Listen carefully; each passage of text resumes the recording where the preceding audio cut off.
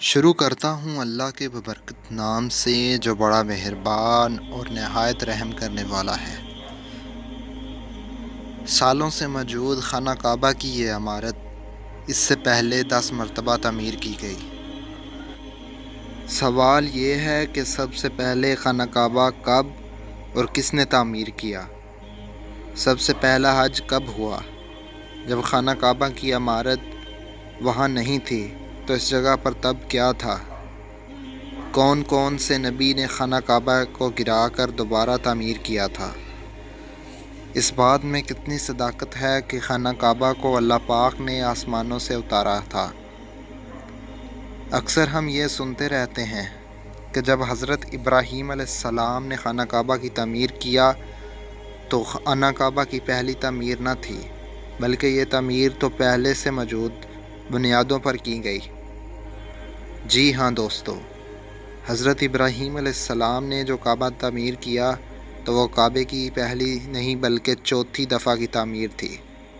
ہم آپ کو تفصیل سے بتائیں گے کہ کیسے خانہ کعبہ 10 دفعہ تعمیر ہوا۔ ویڈیو میں آگے بڑھنے سے پہلے آئیں آپ کو اس واقعے کا پس منظر پیش کرتے ہیں کہ جس میں حضرت ابراہیم علیہ السلام نے چوتھی دفعہ خانہ کعبہ کی تعمیر کی۔ اللہ کے حکم سے حضرت ابراہیم علیہ السلام نے اپنی پیاری زوجہ حضرت بی بی ہاجرہ اور اپنے بیٹے حضرت اسماعیل علیہ السلام کو مکہ کے بنجر و ویران زمین و پہاڑ کے درمیان چھوڑ دیا، جہاں پر کوئی انسانی آبادی کا نام و نشان نہ تھا اور نہ ہی خانہ کعبہ کی عمارت تھی۔ خانہ کعبہ کی جگہ بس ایک سرخ ٹیلہ تھا۔ یہ حضرت ابراہیم علیہ السلام کا مکہ میں پہلا چکر تھا، اور اس کے بعد دوسری دفعہ حضرت ابراہیم علیہ السلام اپنے خاندان سے ملنے فلسطین سے مکہ آئے تو تب حضرت اسماعیل علیہ السلام کی قربانی کا واقعہ پیش آیا۔ تیسری بار جب حضرت ابراہیم علیہ السلام مکہ تشریف لائے تو حضرت اسماعیل علیہ السلام کی شادی ہوئی اور حضرت ہاجرہ کا انتقال ہو چکا تھا۔ چوتھی مرتبہ جب حضرت ابراہیم علیہ السلام مکہ آئے تو آپ کی ملاقات حضرت اسماعیل علیہ السلام سے نہ ہوئی۔ پھر پانچویں بار جب آپ مکہ آئے تو اللہ پاک نے آپ کو بیت اللہ تعمیر کرنے کا حکم دیا۔ حضرت ابراہیم علیہ السلام نے اسماعیل علیہ السلام سے فرمایا کہ میرے بیٹے، اللہ تعالیٰ نے مجھے حکم دیا ہے کہ میں اس گھر کی تعمیر کروں۔ تو حضرت اسماعیل علیہ السلام نے فرمایا کہ ضرور کیجئے، خدمت کے لیے میں حاضر ہوں۔ چنانچہ ایک روایت کے مطابق خانہ کعبہ کی بنیادوں کی نشانی حضرت جبرائیل علیہ السلام نے کی۔ اس پر حضرت ابراہیم علیہ السلام اور حضرت اسماعیل علیہ السلام نے تعمیر کا کام شروع کیا۔ جب کھدائی شروع ہوئی تو قدیم بنیادیں ظاہر ہونے لگیں، جن پر حضرت آدم علیہ السلام نے بیت اللہ شریف کی تعمیر کی تھی۔ بنیادوں کے ظاہر ہو جانے کے بعد اس کی تعمیر شروع ہوئی۔ حضرت ابراہیم علیہ السلام اپنے اس بڑھاپے میں ایک معمار اور حضرت اسماعیل علیہ السلام ایک مزدور کی حیثیت سے اس کی تعمیر میں لگ گئے۔ کوہ لبنان، کوہ ہیرا، کوہ ابو قیس، کوہ صفا، کوہ مروہ میں ان پانچوں پہاڑیوں سے جبرائیل علیہ السلام پتھر لاتے اور حضرت ابراہیم علیہ السلام کعبے میں لگاتے۔ حضرت جبرائیل علیہ السلام کی نشاندہی پر جبل ابو قبیس کی کوہ سے 2 پتھر حضرت ابراہیم علیہ السلام کو ملے۔ ان میں سے ایک حجر اسود اور ایک مقام ابراہیم کے نام سے مشہور ہے۔ مقام ابراہیم وہ مشہور پتھر ہے کہ جس پر کھڑے ہو کر حضرت ابراہیم علیہ السلام نے کعبے کی دیواریں بلند کی۔ جیسے جیسے دیواریں بلند ہوتی گئیں، یہ پتھر بھی ہوا میں بلند ہوتا رہا۔ رسول اللہ صلی اللہ علیہ وآلہ وسلم نے ارشاد فرمایا، جس کا مفہوم ہے، حجر اسود جب جنت سے اترا تو دودھ سے بھی زیادہ سفید تھا، پھر انسان کے گناہوں نے اسے سیاہ کر دیا۔ ایک اور حدیث میں نبی کریم صلی اللہ علیہ وآلہ وسلم نے فرمایا، حجر اسود اور مقام ابراہیم جنت کے یاقوتوں میں سے 2 یاقوت ہیں، اللہ تعالیٰ نے ان کو نور کی روشنی بجھا دی، اور اگر اللہ تعالیٰ اس کی روشنی نہ بجھاتا تو یہ مشرق سے مغرب تک سب کو روشن کر دیتے۔ یہ تو تھی خانہ کعبہ کی چوتھی دفعہ ہونے والی تعمیر۔ آئیے اب آپ کو پوری تاریخ تعمیر کعبہ بتاتے ہیں کہ کب اور کس نے اس کی تعمیر کی۔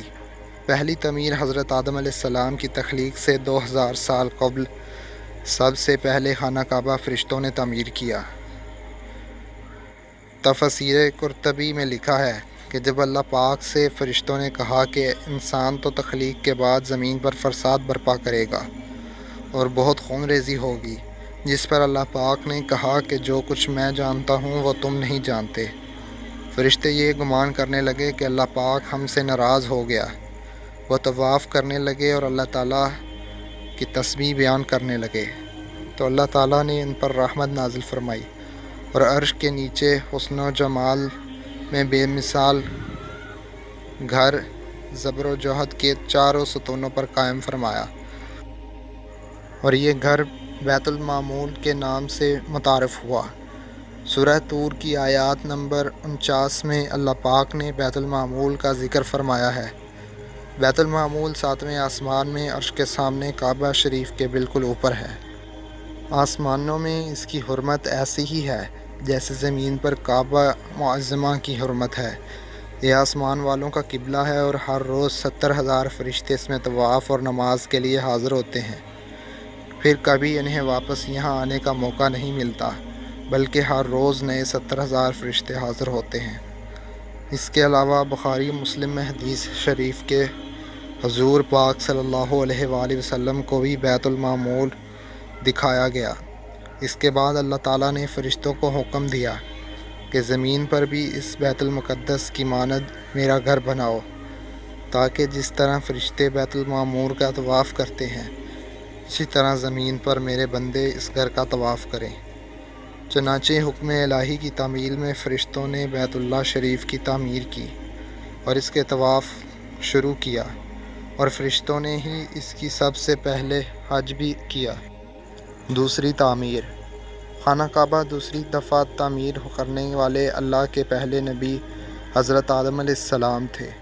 اللہ پاک نے آپ پر وحی کی کہ میرے گھر کی تعمیر کرو، اسی جگہ جہاں فرشتوں نے کیا۔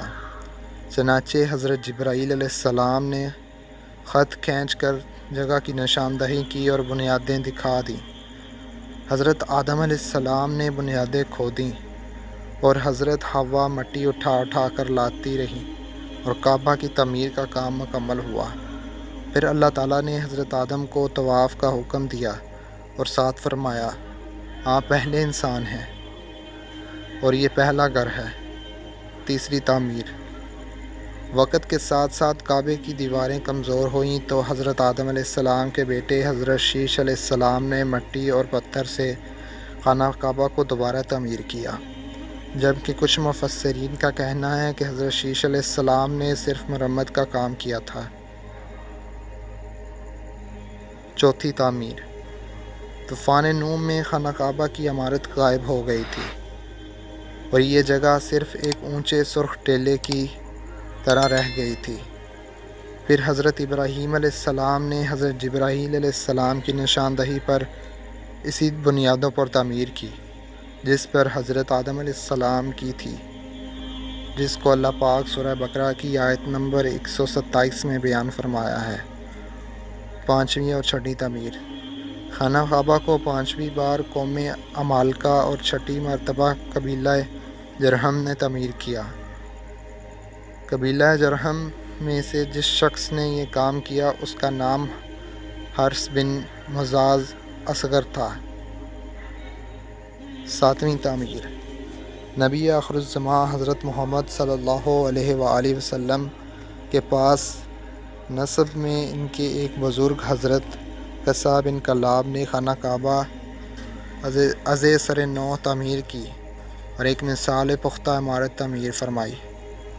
آٹھویں تعمیر قبیلہ قریش کے سرداری کی دور میں ایک زبردست سیلاب آیا جس سے خانہ کعبہ کی دیواریں بے حد کمزور ہو گئیں، تو متفقہ فیصلے کے تحت خانہ کعبہ کو قبیلہ قریش نے تعمیر فرمایا۔ جس میں حضور کریم صلی اللہ علیہ وآلہ وسلم نے بھی شرکت فرمائی، لیکن سرمایہ کم ہونے کے باعث قریش کی تعمیر میں حطیم کو شامل نہیں کیا گیا تھا۔ 9ویں تعمیر۔ یزیدی فوج کی سنگ باری سے جب خانہ کعبہ کی دیواریں شکستہ ہو گئیں تو حضرت عبداللہ بن زبیر نے حطیم، جو کہ قریش کی تعمیر میں شامل نہ کیا گیا تھا، اس کو شامل کر کے بنیاد ابراہیمی پر نئے سرے سے تعمیر کیا۔ 10ویں تعمیر۔ عبدالمالک بن مروان کے نائب حجاج بن یوسف، جو کہ ایک ظالم حکمران تھا، نے 74 ہجری میں بھی پھر سے خانہ کعبہ کو قریش والی تعمیر کے مطابق بنوا دیا۔ پھر جب خلیفہ ہارون رشید مسند پر بیٹھا تو اس نے خانہ کعبہ کو منہدم کرنے کا فیصلہ کیا اور عبداللہ بن زبیر کی تعمیر کے مطابق تعمیر کرنا چاہتا تھا، لیکن امام ابو یوسف نے یہ کہہ کر اسے روک دیا کہ اگر یہی طریقہ رہا تو پھر ہر آنے والا حکمران اپنی شہرت کے لیے خانہ کعبہ کو گرا کر تعمیر کرتا رہے گا اور لوگوں کے دلوں سے اس گھر کی عظمت کم ہو جائے گی۔ پھر 1040 ہجری میں سلطنت عثمانیہ کے سلطان مراد بن احمد خان شاہ قسطنطنیہ نے حجرت اسود والے رکن کے علاوہ ساری عمارت کو بنیاد حجاج کے موافق تعمیر کیا۔ اس تعمیر کا کام 6 ماہ میں مکمل ہوا۔ اس نے خانہ کعبہ کے اندر سنگ مرمر کا فرش بچھایا اور اندر نہایت نفیس مخلمی چھت گیری لگائی اور باہر کی دیواریں سنگ خارا سے چونا میں چینی نہایت نفیس ریشمی سیاہ پردہ خانہ کعبہ پر ڈال دیا، جس پر کلمہ طیبہ لکھا ہوا تھا اور سنہرے حاشیے پر سلطان کا نام لکھا ہوا تھا۔ عثمانی سلطان کی تعمیر کے بعد شاہ بن عبدالعزیز نے سن 1417 کو تجدید کا کام کیا، لہٰذا خانہ کعبہ کی موجودہ عمارت کم و بیش 404 سال کی ہے، کیونکہ یہ عمارت 1040 میں بنی اور اب 1444 ہجری ہے۔